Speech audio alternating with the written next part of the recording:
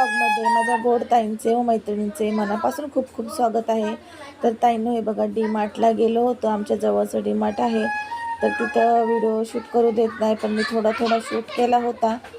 तर कोणी ओरडलं नाही, तरी पण करता वेळेस बघितलं, पण कोणी काय ओरडलं नाही, तरी पण मी जास्त नाही शूट केला। जेवढा जमेन जिथं कोणी नसेल तिथला व्हिडिओ शूट केलेला आहे।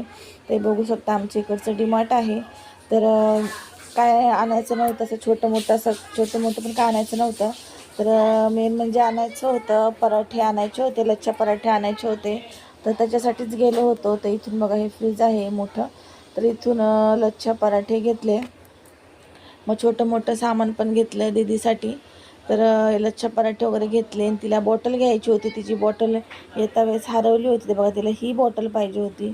तर ही जर बॉटल पडली तर वरचं तुटणार की नाही, म्हणून मी ही नाही घेतली। तिला म्हणलं ही नको घेऊ, दुसरी घे। तर दुसरी बॉटल बघितली